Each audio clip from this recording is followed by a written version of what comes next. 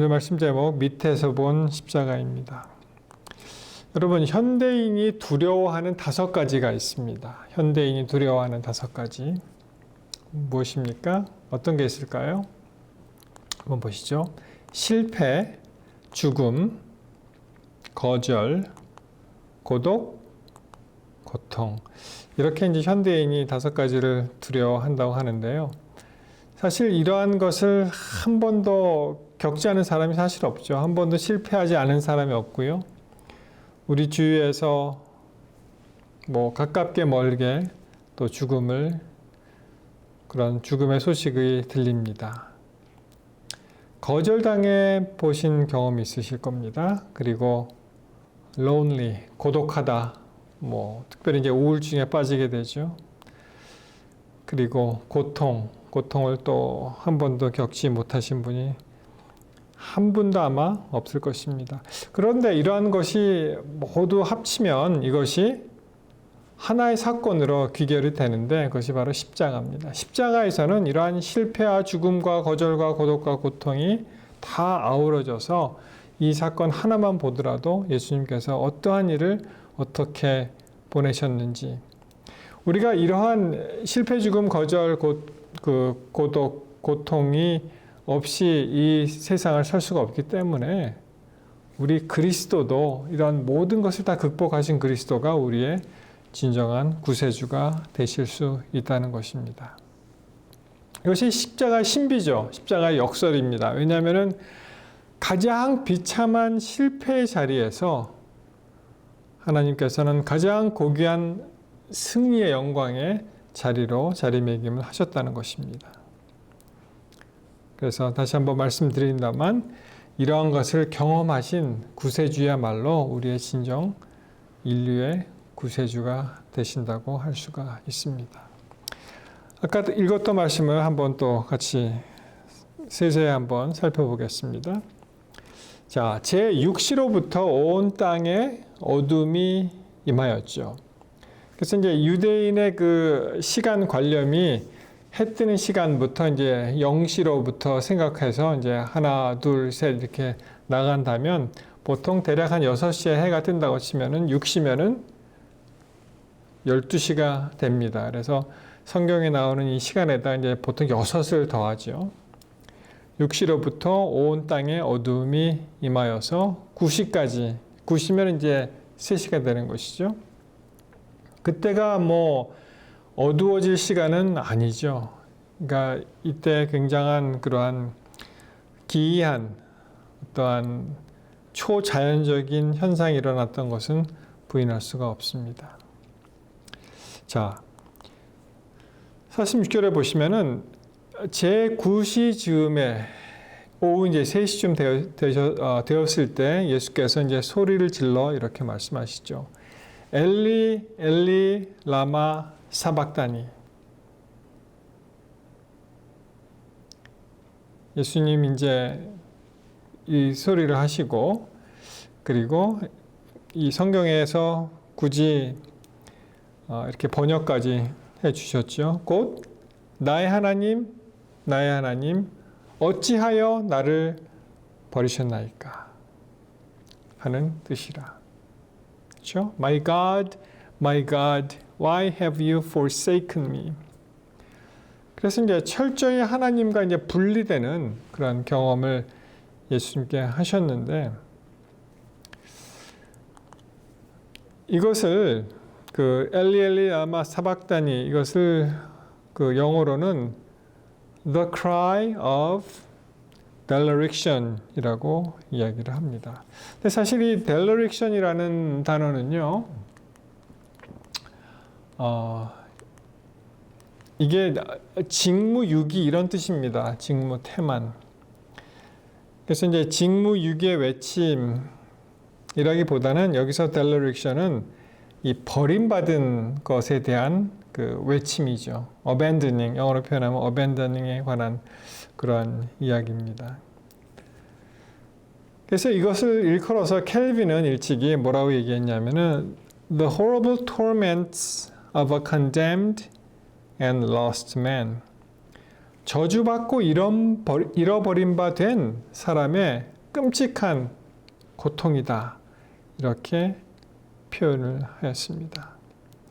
여러분이 예수님이 정말 절규하듯 나의 하나님 어찌하여 나를 버리셨나이까, 여기에 대한 그 고통의 절규는 어떠한 의미가 있을까요?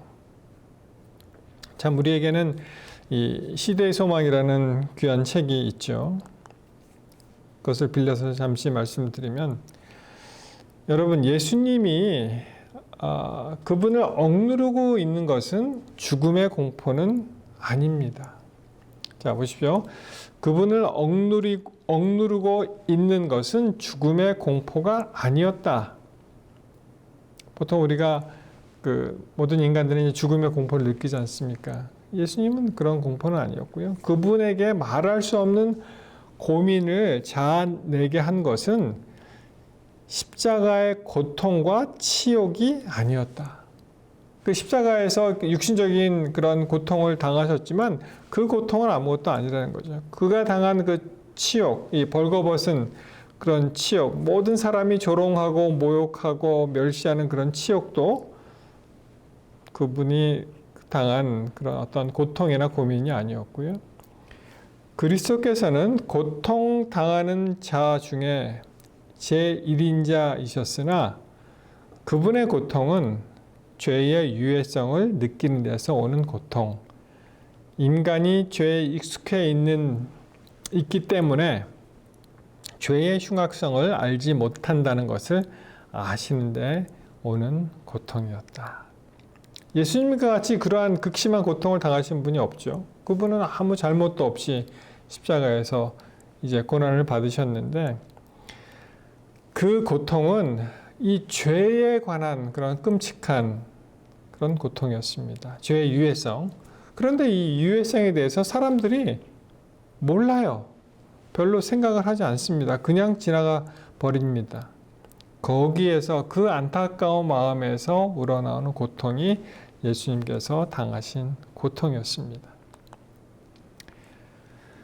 죄가 인간의 마음속에 너무나 깊이 자리 잡고 있다는 것과 죄의 권세를 깨트리고 나오려는 사람은 너무 적다는 것을 그리스도께서는 아셨다. 그러니까 굉장히 이제 영적인, 이 정신적인 고통이죠. 그분은 하나님의 도움 없이는 인간이 멸망당할 수밖에 없다는 것을 아셨고, 수많은 사람들이 많은 도움을 받을 수 있는 위치에 있으면서도 죽어가고 있는 것을 보셨다. 그러한 죄에 대한 그런 고통이 그분을 아주 힘들게 만든 그런 고통이었습니다. 여러분, 이러한 것을 이제 읽게 되면은 우리가 예수님 생각하면 다시는 죄를 범할 수가 없죠. 왜냐하면 예수님을 다시 십자가에 못 박을 수가 없기 때문에 그렇습니다. 자, 계속 보시겠습니다. 사단은 맹렬한 유혹으로 예수님의 마음을 쥐어짜듯이 괴롭혔다. 사단이 계속 괴롭히는 것입니다. 이 심리적인 갈등을, 왜 네가 죽어야 되느냐, 그렇죠? 하나님은 너를 버리셨다. 뭐 이런 굉장히 정신적인 고통으로 이제 괴롭혔습니다. 구주께서는 무덤의 문을 꿰뚫어 보실 수 없었다. 그분이 정복자로서 무덤에서 나오리라는 희망이 주어지지 않았고, 아버지께서 그 희생을 간합하셨다는 말도 그분에게 들려오지 않았다. 철저한 분리를 경험한 것입니다. 하나님께서 어떤 언질도 주지 않으시고, 내가 이제 죽으면 다시 일어날 수 있다는 그런 보장도 받으신 적이 없고, 하나님께서는 철저하게 함구하셨죠. 하나님께서는 죄를 심히 미워하시기 때문에 그분은 하나님과 영원히 분리되지는 않을까 두려워하였다. 그래서 예수님께서 고통받고 두려워하신 것이 어떤 것이었습니까? 이 죄 때문에, 죄로 인한 하나님과의 영원한 분리, 그것이 그를 그렇게 힘들게 하였던 것입니다. 그래서 예수님께서는 심장이 파열해서 돌아가셨다고 했잖아요. 자, 다음에 보시겠습니다. 그리스도께서는 범죄한 인류를 위하여 자비가 더 이상 탄원하지 않게 될 때에 죄인이 느끼게 될 고민을 느끼셨다. 이제 이것이 수포로 들어가면 끝이잖아요. 더 이상은 희망이 없습니다. 그러한 고민, 그러한 고통, 그러한 중압감이 있으셨습니다. 그분이 마신 잔을 그처럼 쓰게 하고 하나님의 아들의 심장을 파열시킨 것은 인류의 대속자이신 그분에게 아버지의 진노가 쏟아지게 만든 죄에 대한 의식이었다. 바로 그것입니다. 여러분, 예수님의 신학자들은 이렇게 얘기합니다. 예수님의 이 경험하신 죽음은 두 번째 죽음의 그 경험을 하신 거다. 이렇게 얘기합니다. 무슨 말이냐면 우리가 이 세상에 살면서 다 죽음의 개념이 첫 번째 죽음이잖아요. 그리고 이제 예수님 재림하실 때 누구나 다 부활합니다. 그리고 의인은 이제 하늘로 올라가게 되고 악인은 영멸, 더 이상 이제 그 희망이 없는 것이, 더 이상 이제 삶이 없는 것입니다. 다시 그들이 죽게 되는 그 죽음, 그러면 더 이상 없잖아요. 끝이잖아요. 그 죽음을 극복하신 분이 우리 예수님이세요. 맞습니까? 수많은 사람들이 뭐 간혹 그 TV나 이제 뉴스 매체를 통해서 죽었던 사람이 다시 일어났다, 이런 그런 일이 뭐 있습니다. 며칠 전에도 어떤 영화를 이제 버렸는데, 영화가 이제 죽은 걸로 이제 알고서 그를 아마 그 영안실 이런데 이제 냉동 보관을 했겠죠. 이제 냉장고에 넣었는데 그 아이가 살아났다는 거예요. 그래서 의사들이 굉장히 깜짝 놀랐다, 그런 이야기를 들은 적이 있습니다. 뭐 그 외에도 많은 경우에 뭐 어떤 분은 그 예를 들어서 이제 묻히기 직전에 이제 막 내가 살아있다는 걸 다 알린 사람도 있고, 하여튼 의사가 사망 선고를 내림에도 불구하고 간혹 살아나는 경우가 있죠. 그렇지만 이 예수님의 죽음은 제2의 사망을 극복하신 죽음이라고 이제 생각을 합니다. 그러니까 예수님이 그렇게 하나님과 분리되는 그것을 그렇게 두려워하지 않으셨겠습니까? 그렇죠? 자, 계속해서 47절 보시겠습니다. 거기 섰던 자 중 어떤 이들은 듣고 가로되 이 사람이 엘리야를 부른다 하고, 그 중에 한 사람이 곧 달려가서 해융을 가지고 신 포도주를 머금게 하여 갈대에 깨어 마시우거늘. 자, 거기서 그렇게 그럼에도 불구하고 믿지 않는 사람들이 있었죠. 이 엘리야를 부른다는 거 한번 보자, 뭐 이런 뜻 아니겠습니까? 그리고 또 이 조금의 고통을 달래주기 위해서 해융, 이 스펀지에 신 포도주, 그것을 이제 예수님께 드렸는데 뭐 예수님은 그것을 받지 않으셨죠. 자, 그 다음에 그 남은 사람들이 가로되 가만두어라, 엘리야가 와서 저를 구원하나 보자 하더라. 참 그렇게 끝까지 마지막 순간까지도 완악하게 마음을 돌리지 않는 사람이 있습니다. 한번 보자, 엘리야가 와서 저를 구원하나 한번 보자, 그렇게 얘기하는 것입니다. 자, 50절에 이제 드디어 예수님께서 돌아가시는 장면을 이렇게 표현합니다. 예수께서 다시 크게 소리를 지르시고 영혼이 떠나시다, 그렇게 표현을 했습니다. 그 다음에 굉장히 이제 초자연적인 현상이 이제 일어나게 되는데요. 51절에 보시면 이에 성소 휘장이 위로부터 아래까지 찢어져 들이대고, 무슨 말입니까? 여러분, 이 성소의 휘장, 성소와 지성소를 이제 가로막고 있는 이 휘장이 자연스럽게 찢어지려면은 아래서부터 위로 찢어져야죠. 이렇게 밑에서 이제 사람이 이렇게 잡으면 아래서부터 위로 찢어지는데 반대입니다. 위에서부터 아래까지 찢어졌다. 위로부터. 그러니까 어떻게 됩니까? 이것이 초자연적인 그런 현상이 되는 거죠. 영어로도 보시면 at the moment the curtain of the temple was torn in two from top to bottom. 여러분 이 예수님 돌아가시는 그 장면을 보시면 많은 사람들이 여기서 부활을 하지요. 마치 예수님의 죽음으로 우리가 부활, 다시 살 수 있다는 것을 상징적으로 나타내 주기 위해서 무덤들이 열리며 자던 성도의 몸이 많이 일어나대. 그래서 무덤이 열리고 여기서 자던이라는 표현은 이제 죽었다는 사람이죠. 죽었던 그 성도들의 몸이 많이 일어나되 예수의 부활 후에 저희가 무덤에서 나와서 거룩한 성에 들어가 많은 사람에게 보이니라. 여러분 죽었던 사람이 다시 살아났으면 대단한 거 아닙니까? 무덤이 열렸다는 것.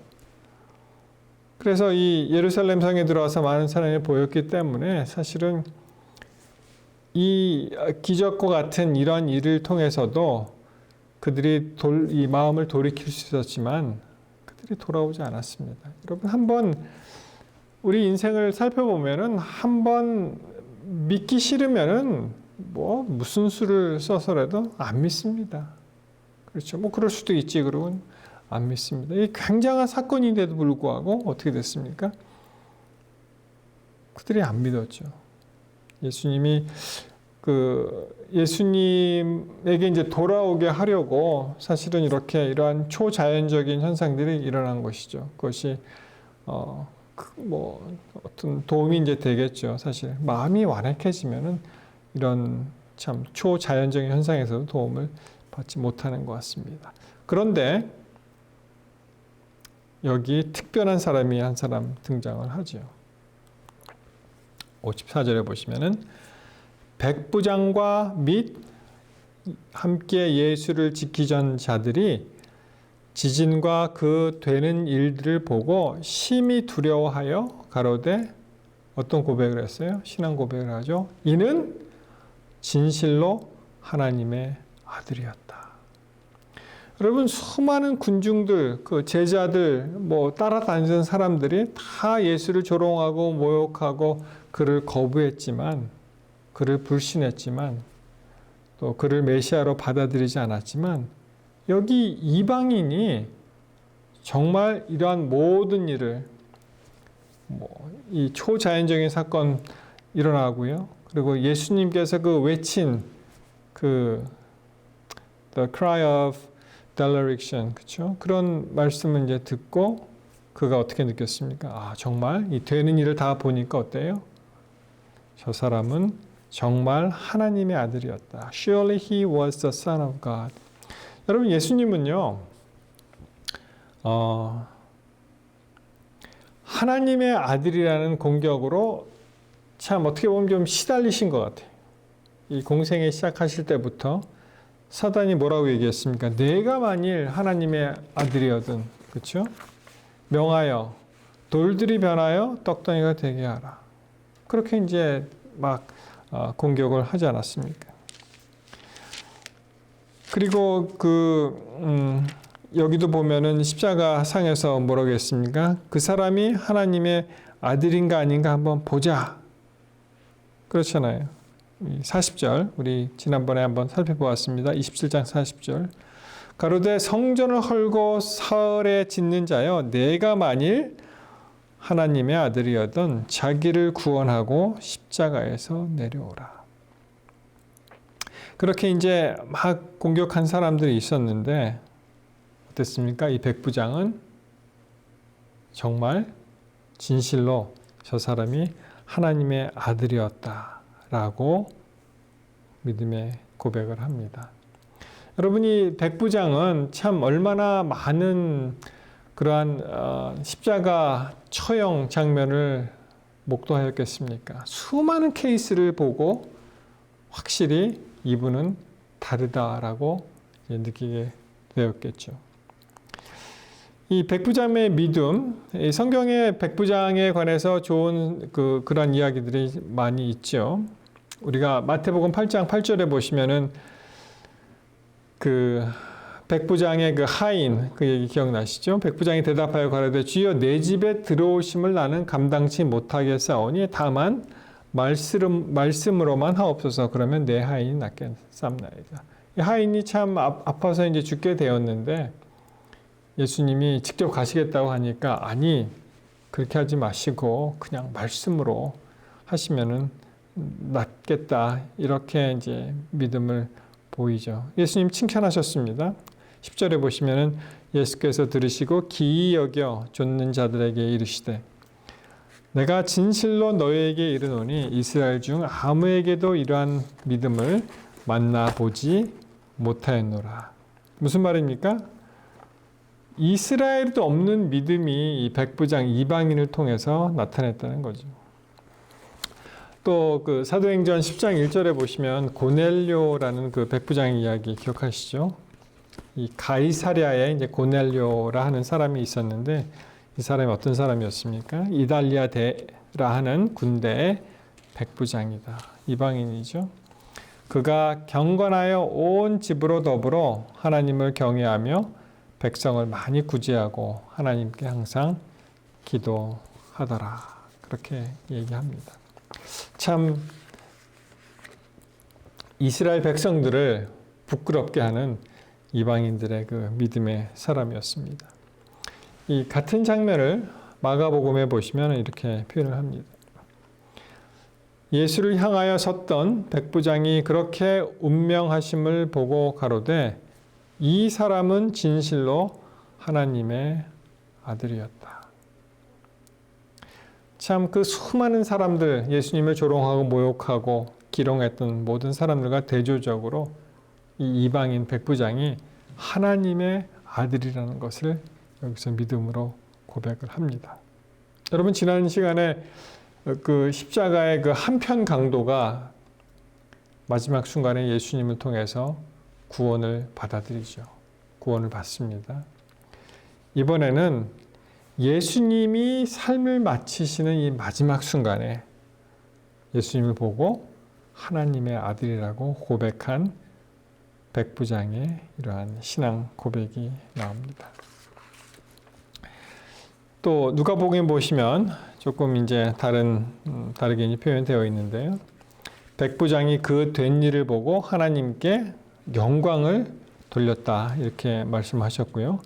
이 사람이 정녕 의인이었다 그렇게 얘기를 했습니다. 그렇죠? The centurion seeing what had happened and praised God and said, "Surely this man was a righteous man."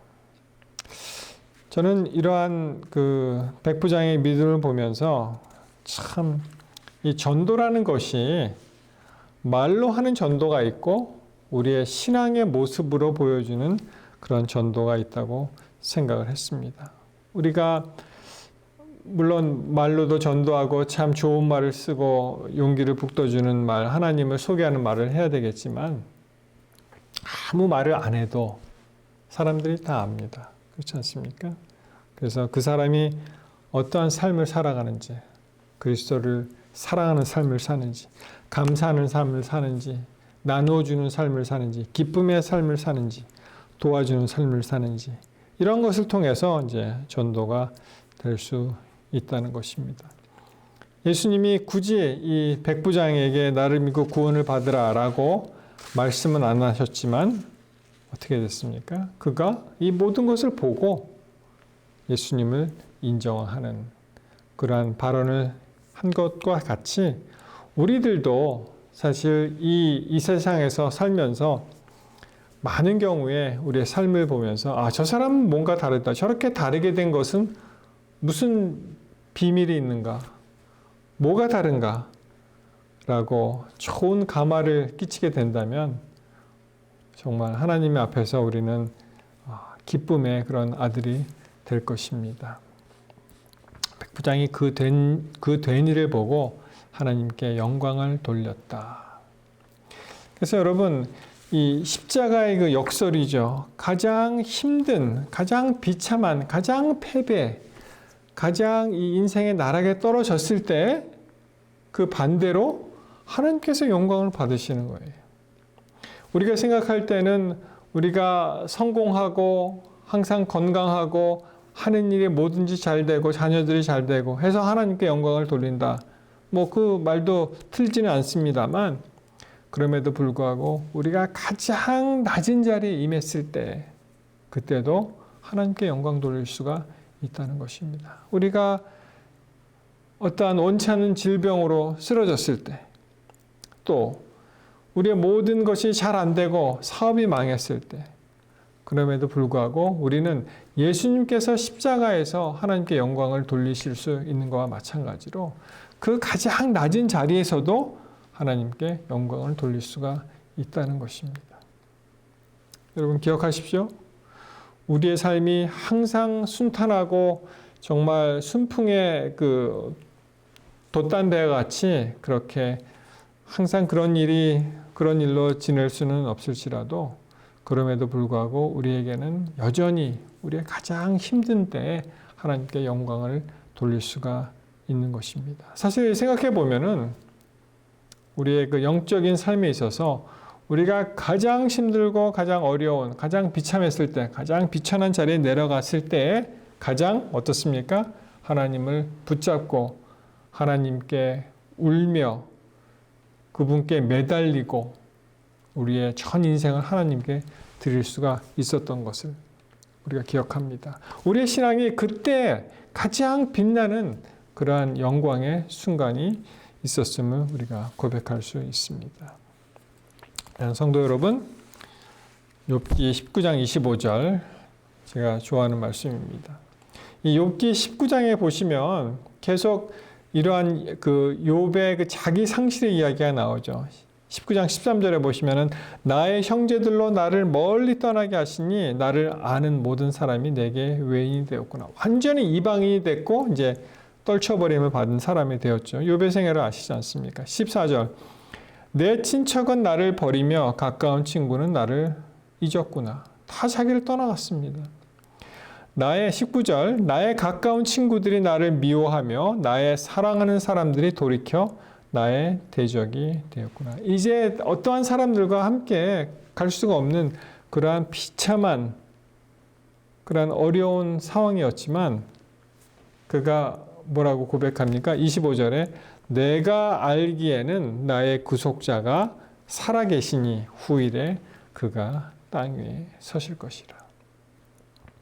사랑하는 성도 여러분, 우리가 지금 참 여러 가지 다른 형편 가운데 어떠한 어려움으로 각기 다른 모양으로 좀 힘들게 살아가고 있는데요.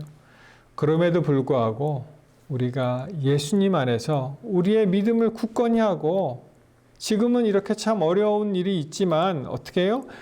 내가 알기에는 나의 구속자가 살아계시고 예수님이 살아계시니까 그분이 후일에는 이 땅 위에 서실 것인데 우리 예수님 다시 오시는 것을 우리가 믿게 되시기를 바랍니다.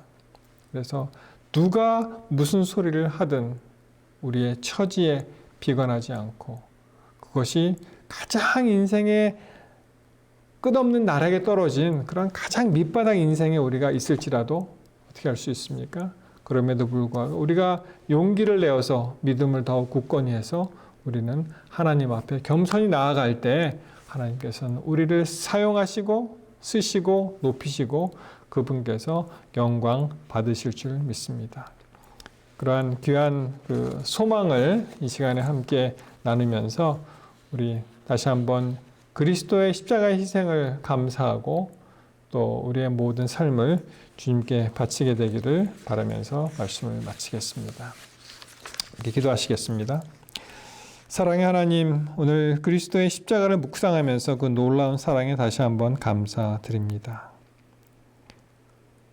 우리의 죄를 모두 짊어지신 주님, 우리가 겪는 실패와 죽음과 거절과 고통과 고독 이런 것을 이미 우리 주님께서 짊어주신 것을 우리가 생각하고 감사합니다. 주님, 주님의 승리로 우리의 승리가 되시니 또한 감사합니다. 앞으로의 모든 생에도 우리 주님과 함께 할 수 있도록 도와주시옵소서.